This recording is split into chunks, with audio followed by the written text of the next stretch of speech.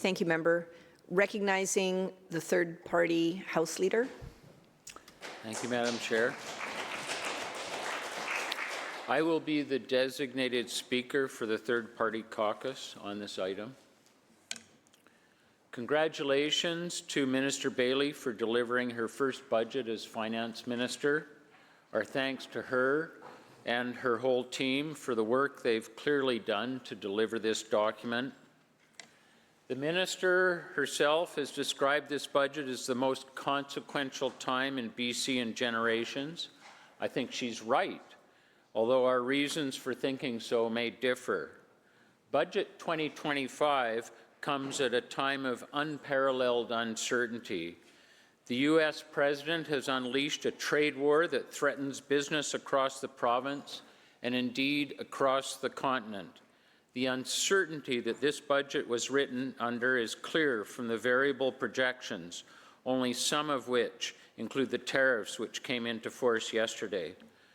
And I might pause here to touch on something the opposition finance critic mentioned, where he said we really need to look back to promises made in the last election and we need to follow through on those promises. My response as the House Leader on behalf of the Green Caucus is we need to look forward. We need to reset.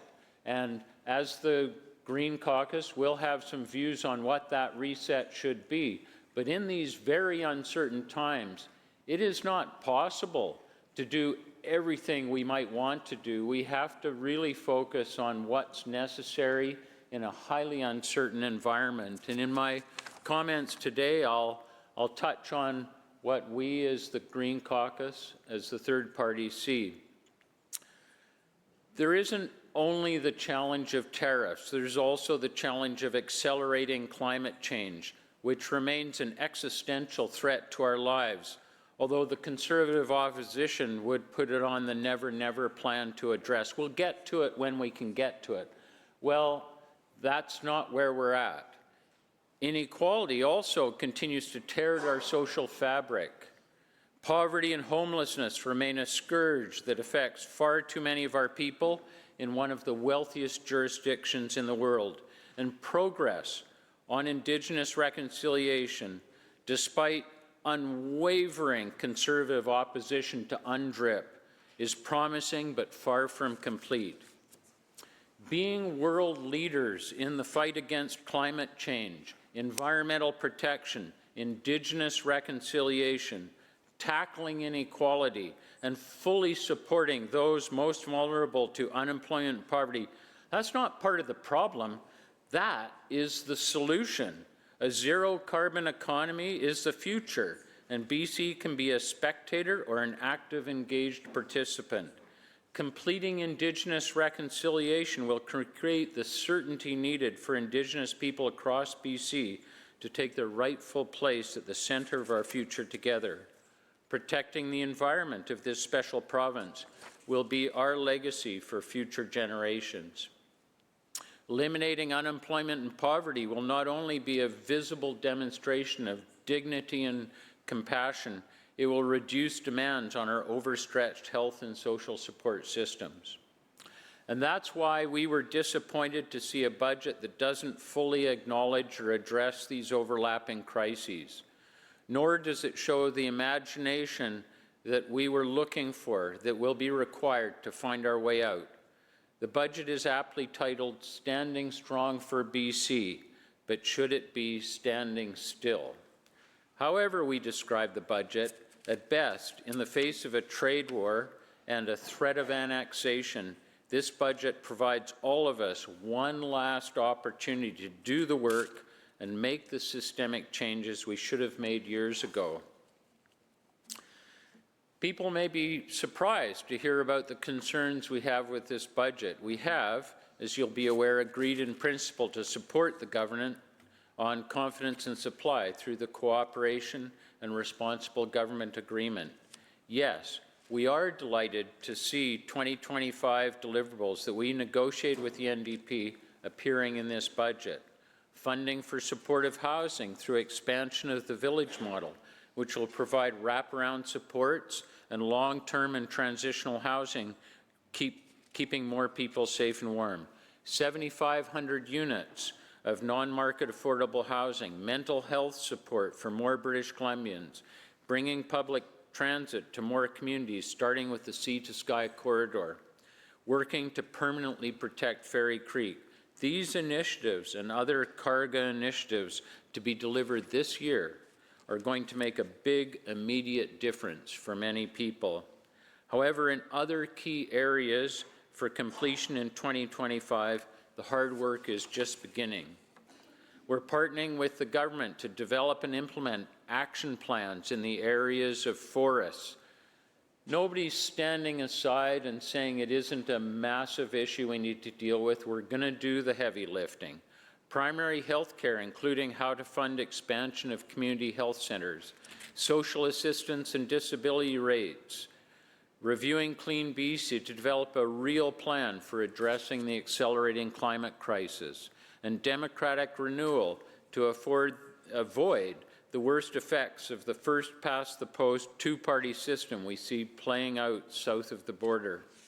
The actions and recommendations coming out of this work will require access to the $4 billion contingency in this year's budget and will have significant budget implications for fiscal 26-27 because we need to invest in the future. In a time when this government could be pulling back support for people in the name of the bottom line, it is committed to maintaining the essential funding needed for British Columbians to survive this unparalleled tariff and annexation crisis we face. We're grateful to see continued support for health care, social and disability assistance, families and youth in the child welfare system. We're not looking to see a budget that is cut on the backs of those most vulnerable in our society. So we applaud the government for taking these interim measures. But in this moment, we need commitments that move beyond mere survival. People in BC deserve the support they need to prosper. Healthcare, the budget offers increased spending on healthcare, including for the delivery of primary care, medical service plan, pharmacare coverage, and continued support for mental health care services. We hope that these increased funds will have the desired impact of improving access and delivery of health care in the province.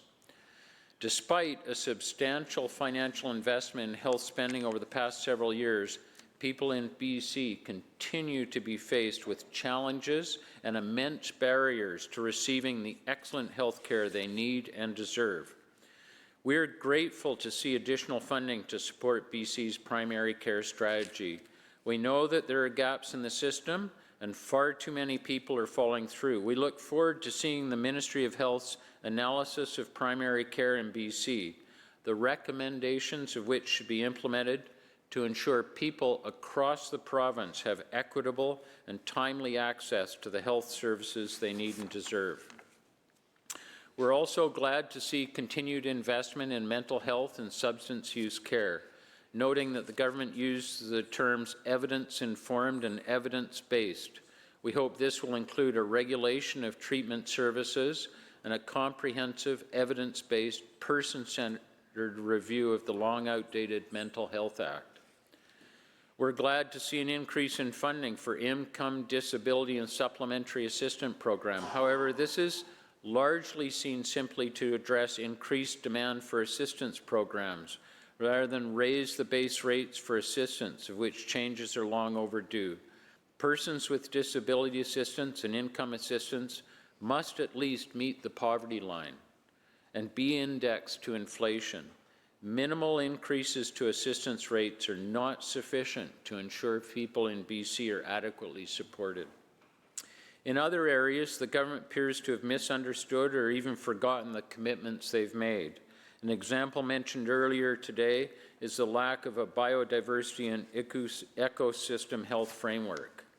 And speaking of alarming, the government has budgeted just $125 million for emergency disaster relief amid wildfires, floods, and a series of earthquakes.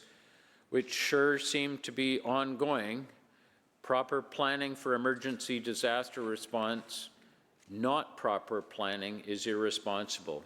Do we really need any further proof that climate change is real and cannot be relegated to the "we'll get to that later" stack, as the Conservatives would recommend?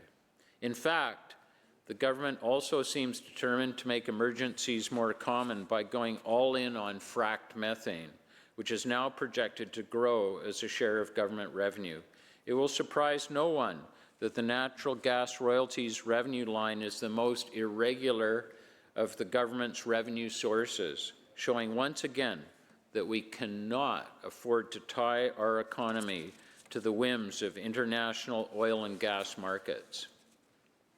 I raise these issues not out of a sense of despair, but out of a sense of frustration.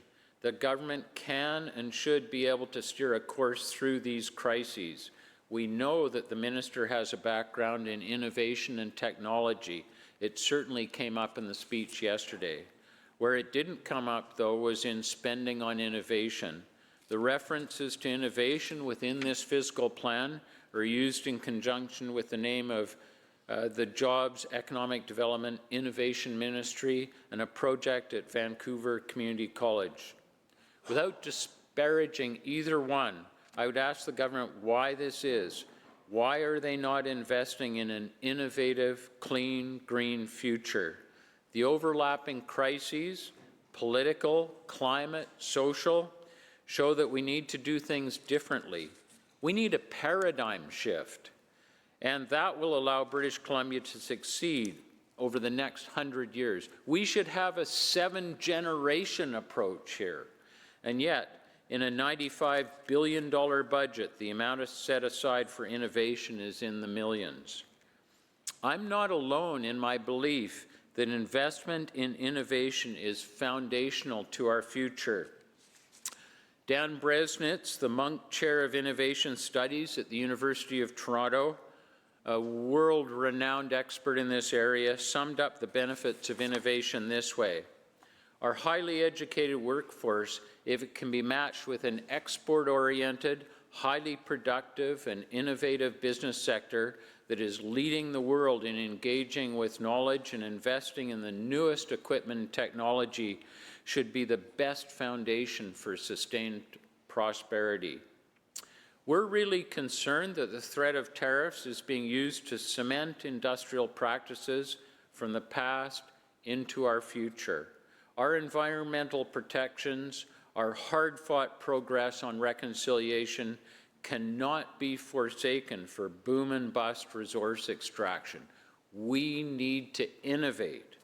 So what we would have liked to see in this budget, how would we make sure that we set a new course? As I said, that after a reset, we actually chart a new course that addresses all of the crises, interlocking issues that I've talked about. We recommend that there should be a $2 billion innovation fund to support innovation in all sectors of the economy, for all sizes of business, and in all regions across the province. We need to invest to create a 21st century economy. We would have liked to see acknowledgement that our economy should be in service to our people, not the other way around. The economic headwinds that are coming our way, they're here. Low economic growth and the potential of a recession, a lack of confidence, and challenges with investment, inflation projections that are all over the map, need all of us to work together to meet them head on. Far too many people in British Columbia live below the poverty line, over 500,000, kept that way by a system that spends more keeping people in poverty than lifting them out of it. Although we're glad to see continued investment in disability and social assistance supports, we would like to see a commitment to raising these rates above the poverty line in this session. We would have liked to have seen investment in energy that we need to power our province, not fracked methane. Solar and investment in food producers that keep our people powered up. That's important too, critical. We would have liked acknowledgement of the impact that these overlapping crises are having on mental health, and for the government to do everything it can to support early intervention and prevention for anyone who needs support. I know my colleagues on this side of the House are concerned about the debt, and so are we. But we are more concerned about the long-term negative impacts that not investing in innovation in our people, our environment, and our infrastructure will have. We're more concerned about bringing fairness back to BC by growing revenue and improving tax fairness.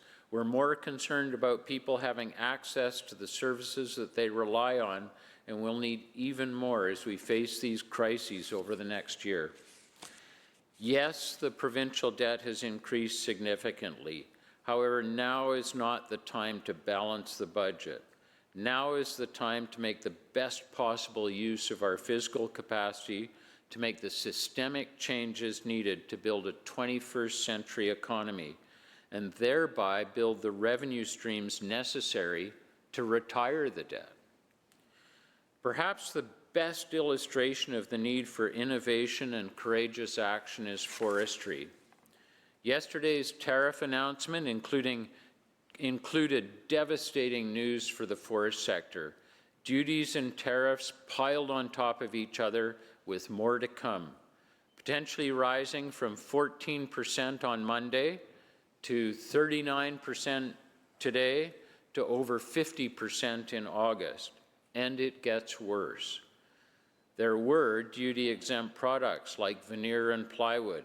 Now, under the tariff, they will receive a 25% rate for the first time in their history. This will drive up lumber prices across the board, and because stumpage includes a lumber price index, it will kill timberland producers due to unsustainable rising stumpage rates. First Nations tenure holders will bear the brunt of this as they don't cover that impact in mills.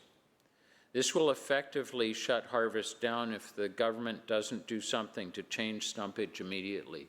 And we're committed to working with the government to make sure that the changes happen that are needed to protect the forest sector and to clear the way forward for innovation and a forest sector that respects the old growth review, respects Indigenous interests, and creates the long-term prosperity that communities and workers across this province deserve. We've done the heavy lifting to know what actions are needed on old growth and ecosystem-based forage. We've done the heavy lifting to know what actions are needed to support Indigenous reconciliation. What we need now is action on the policy, regulatory, and economic framework to spur on innovation, diversification away from the U.S., innovation and diversification that does not reward forest companies who pick up and move to the U.S. And we're looking forward over this year to working with the NDP government to make those changes happen. You know, Carga establishes a clear path forward. The need for a paradigm shift is clear.